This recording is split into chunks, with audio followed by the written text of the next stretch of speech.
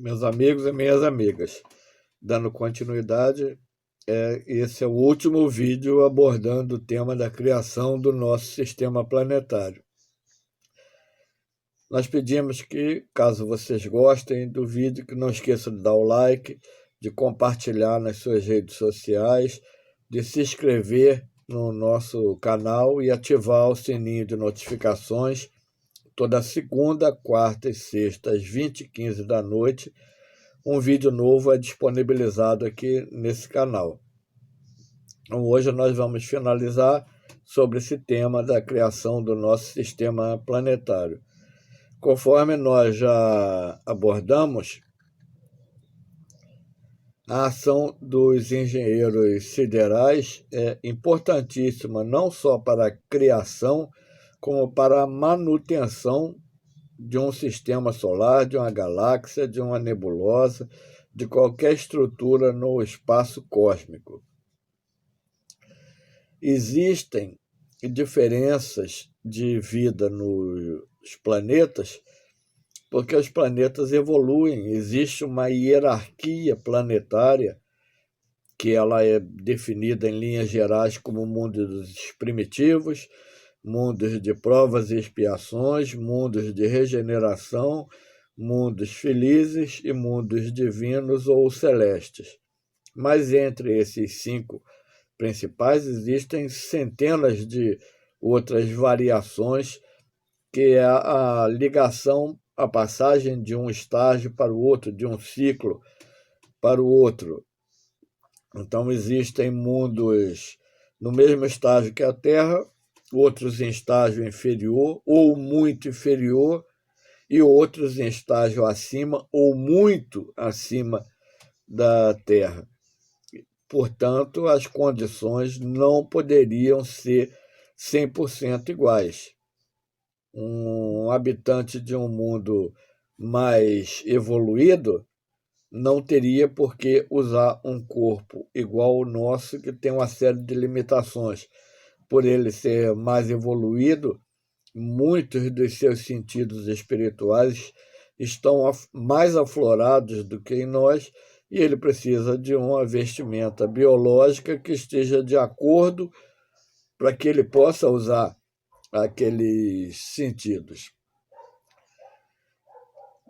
Então, no livro Emmanuel e também no livro Evolução em 2 Mundos, o livro Emmanuel é de Emmanuel, Evolução em 2 Mundos, de André Luiz. Está considerado lá que assim que o nosso planeta teve as condições de vida apropriadas, que uma massa gelatinosa foi deslocada para cá, foi depositada e cobriu toda a face do planeta, e nessa massa gelatinosa existiam os princípios inteligentes ligados a alguma substância orgânica para dar origem, dar o start da vida aqui no planeta Terra. E a gente pode considerar o seguinte: no espaço sideral são meteoritos, quando cai na Terra se torna meteoro.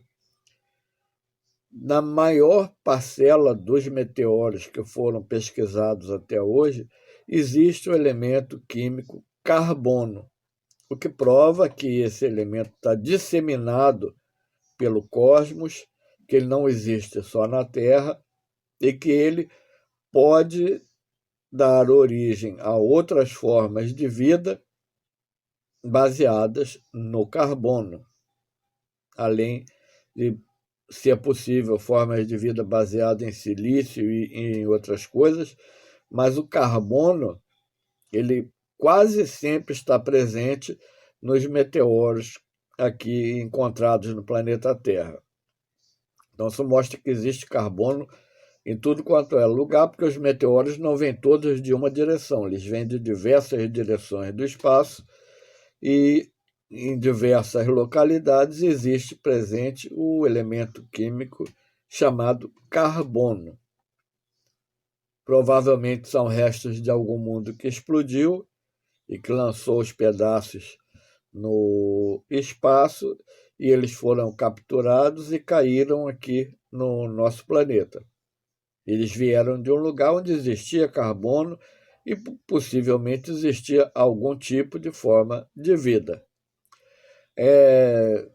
Existe esse princípio, então, que é um princípio uno, de que as formas de vida estão presentes em todos os pontos do universo.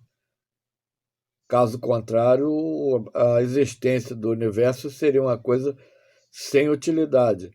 Vamos imaginar um universo infinito, o homem aqui na Terra vendo uma porção limitada desse infinito e o restante não ter nenhum tipo de utilidade, nenhum tipo de serventia, somente a Terra ser detentora de vida inteligente. Não faz sentido e muitas pessoas acreditam nisso por causa do texto que está na Gênesis de Moisés, mas vamos pensar da seguinte maneira: as pesquisas realizadas no DNA humano mostram que existe material ali que é chamado DNA lixo, que eles não têm utilidade. Ou eles foram essenciais no passado, ou eles foram essenciais em outras condições ambientais que não as condições ambientais atuais aqui do planeta. Então, esse DNA lixo pode ter sido um DNA que tenha sido importante, relevante em outras localidades siderais. O nosso DNA tem uma parcela muito grande de material que não é terrestre, que não é apropriado para a vida na Terra. O ser humano é um ser que não é exatamente apropriado para a vida no planeta Terra. Isso aí são cientistas que fizeram essa pesquisa e apresentaram essas conclusões.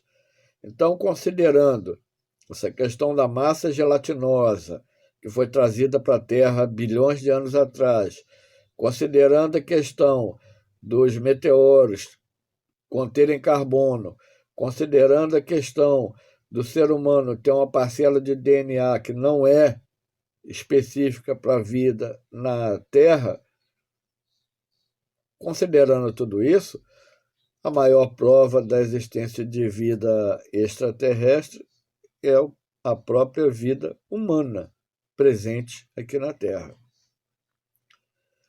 Porque somente a diferença de condições ambientais e de alimentação não seria suficiente para a existência dos 5 grandes grupos étnicos que nós temos. Contribuíram, mas não com 100%. E no livro A Caminho da Luz, nós vemos que a raça branca e a raça vermelha, ou etnia branca, etnia vermelha, foram as 2 grandes contribuições que os capelinos trouxeram para a Terra, porque a etnia amarela e a etnia negra eram as 2 que já existiam no planeta quando os capelinos chegaram aqui há milênios atrás. E também a lenda dos Anunnaki, lá na Mesopotâmia, que remonta a 450 mil anos atrás, ela fala sobre a criação de homens brancos, que não existiam até então, antes dessa criação.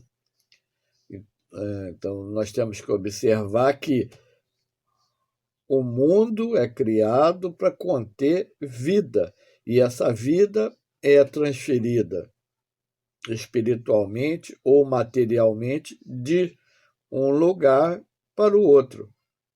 Deus é menos poderoso por causa disso? Não. Os seres que executam essa tarefa, direta ou indiretamente, estão cumprindo a vontade de Deus, evolução. E aqui nós queremos encerrar, embora seja necessário mais lá na frente voltar a esse tema, porque muita gente nós sabemos que vai pedir, porque já alguns já solicitaram isso. Existe uma questão que é muito debatida. Um aviador norte-americano chamado Richard Byrd, ele fez voos sobre os polos, e principalmente sobre o Polo Norte, e ele encontrou ali uma coisa que bate com teorias antigas que versam sobre a questão do Terra ser um planeta oco. Muita gente diz assim, quem é adepto da teoria da Terra oca tem a cabeça oca também. Mas vamos analisar a questão. Aquela bola de plasma que foi expelida pelo Sol, ela se solidificou, se esfriou, mas vem um calor de dentro dela, que mantém uma temperatura na superfície do planeta. Aí os cientistas dizem que é o núcleo de ferro, níquel e tal, que se movimenta, que causa isso e aquilo, mas a teoria diz que existe um Sol minúsculo, menor tamanho, no centro da Terra e que existem continentes ali dentro. E, enquanto ninguém provar que isso é mentira, pelo menos é uma coisa que faz coerência. Qual é o motivo da proibição de voos sobre os polos? Existem leis proibindo. Não existe uma lei proibindo você construir um foguete e ir para o espaço. Não existe lei proibindo nada disso. Mas existe uma lei proibindo de sobrevoar os polos do planeta, que eles dizem que é por causa da dificuldade de socorro. Tá? Mas lá no Monte Everest, a quantidade de gente que morre lá, por que não é proibido subir, escalar aquele monte lá, que já morreu tanta gente, que tem tanta gente que está até hoje lá, o corpo congelado lá, porque é difícil até de retirar. Isso é muito estranho. Principalmente quando nós sabemos que lá na Antártida, onde hoje é tudo gelo, ali existia o continente da civilização hiperbórea, que está presente nos mapas de Piri Reis,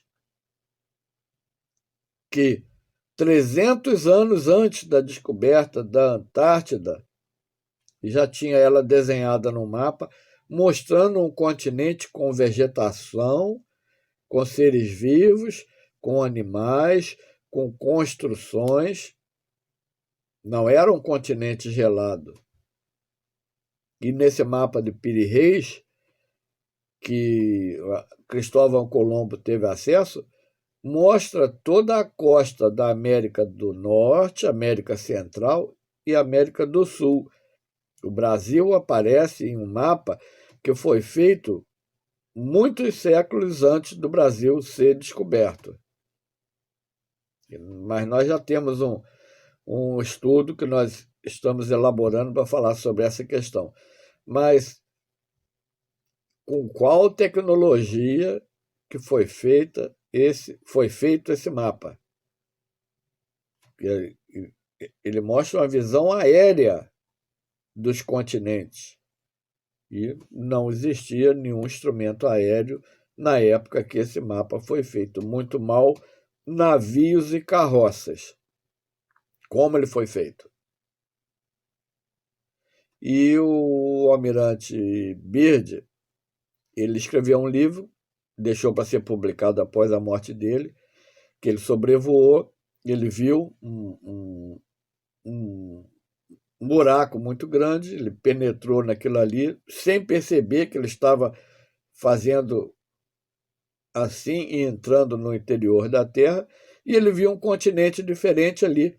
De repente o gelo desapareceu e tinha florestas, tinham animais, tinham pessoas,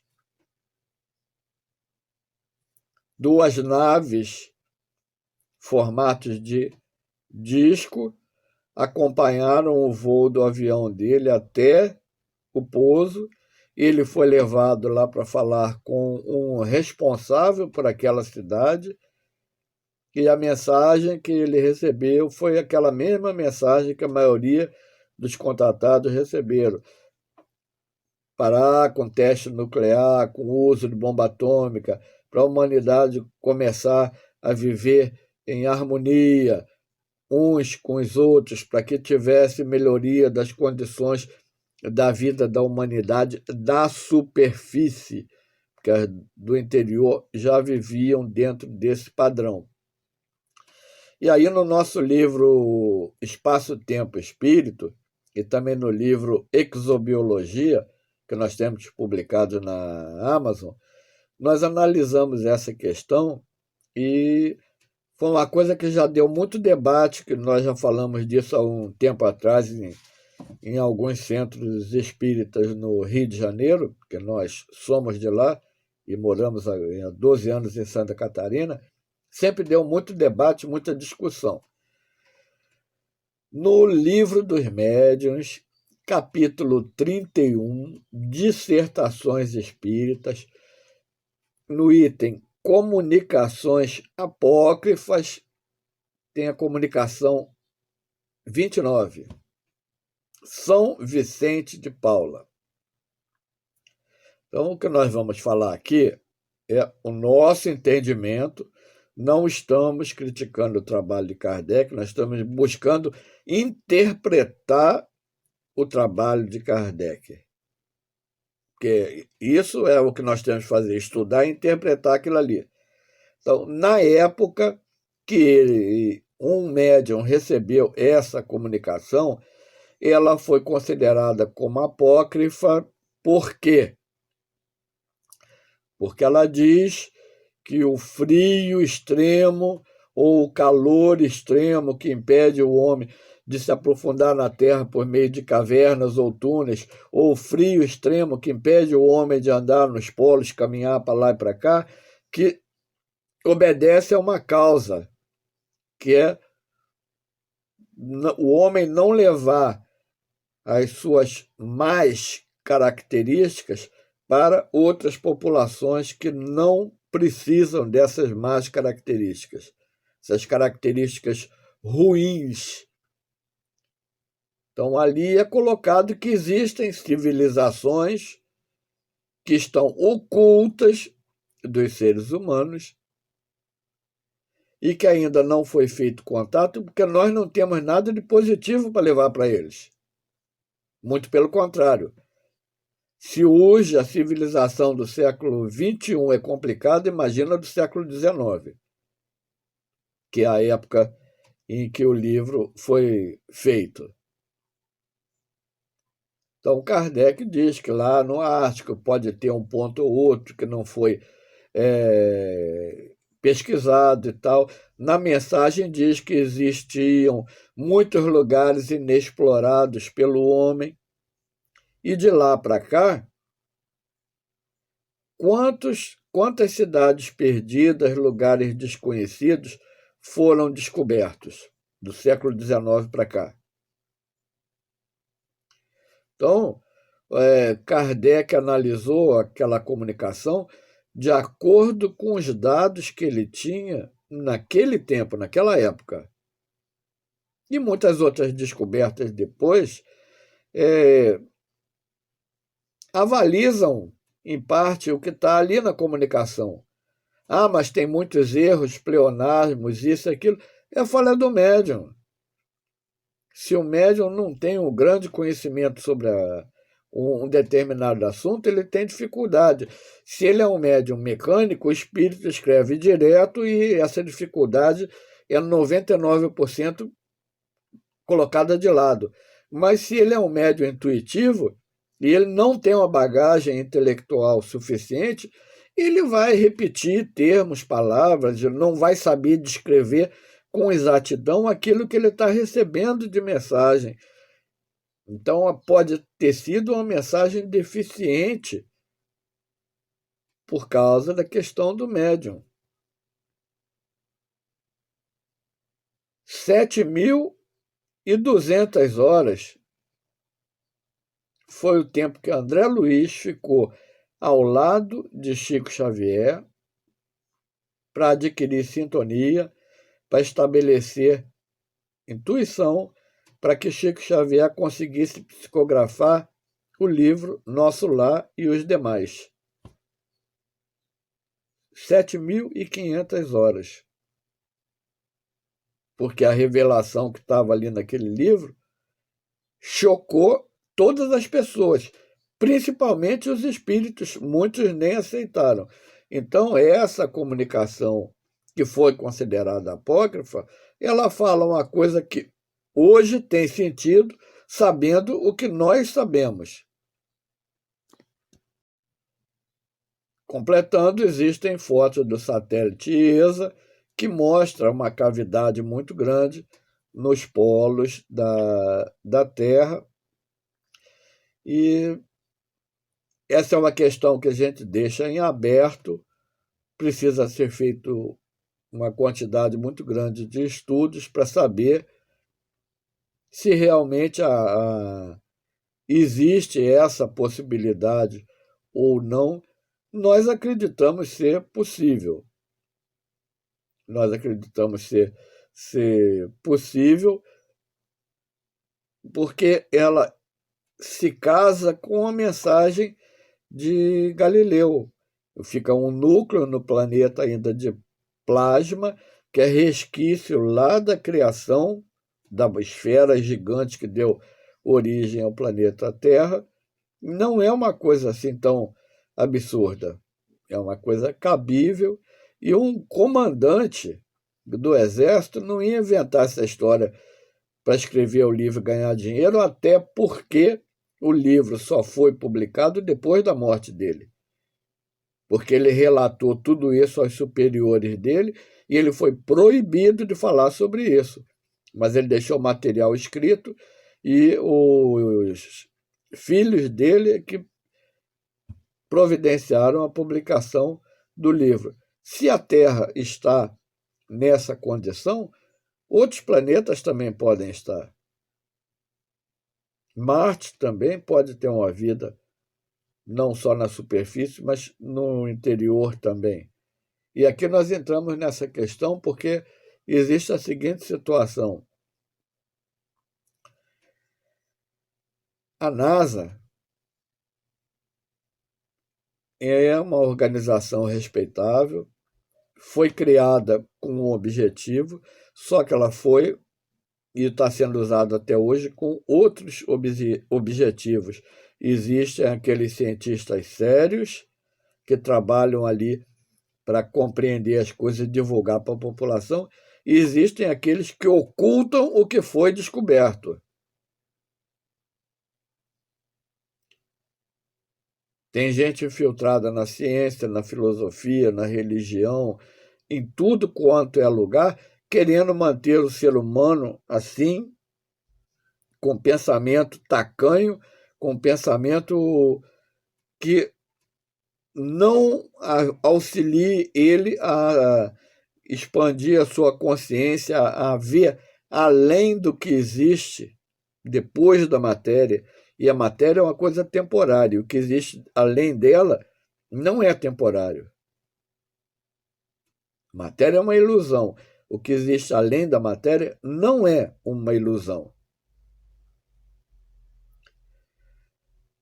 Se o nosso sistema solar, vamos colocar análise, se ele foi criado do jeito que Galileu descreve, se ele é composto por 12 planetas, como outros espíritos ensinam, se os planetas são ocos, como alguns espíritos ensinam e pesquisadores afirmam, se existem civilizações mais avançadas vivendo no interior do planeta, quantas coisas nós não ganharíamos com a confirmação dessas coisas. E o principal de tudo isso aí é uma teorias e hipóteses hipóteses diferentes dessas teorias e hipóteses materialistas que colocam a criação do universo, a criação das nebulosas, galáxias, sistemas solares, como sendo exclusivamente obra de um Big Bang que não pode ter acontecido, porque esse Big Bang é uma coisa ocasional, é um acaso, e Deus não trabalha com acaso. Deus cria as coisas com um propósito. A gente não pode imaginar que Deus colocou uma bolinha finita para criar uma coisa infinita. Não dá. Não dá para entender isso. Que a bolinha explodiu e que a bolinha que criou Deus, a explosão da singularidade que criou Deus, não faz sentido nada disso. Todas essas explicações materialistas não fazem sentido se não colocar Deus na questão, se não colocar tudo como tendo um propósito que visa a evolução, que visa a melhoria do ser humano e que o ser humano só vai conseguir isso conhecendo a si mesmo, expandindo a sua consciência para dimensões mais elevadas, as dimensões que estão além da matéria, as dimensões onde cada espírito vive quando está liberto do corpo físico. Então, meus amigos e minhas amigas, esperamos que vocês tenham gostado do material que nós apresentamos. Caso tenham gostado, não esqueça de dar o like, de comentar, de compartilhar nas suas redes sociais, de se inscrever no nosso canal e de ativar o sininho de notificações.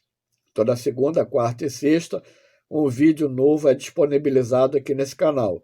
E caso você tenha perdido algum dos vídeos dessa série de 5, nós colocamos os 5 links aqui desses vídeos e também o link do nosso canal Ano Luz lá no Telegram, onde nós colocamos um número maior de informações, porque muita coisa é proibida aqui nessa plataforma. Muito obrigado pela atenção e fiquem com Deus.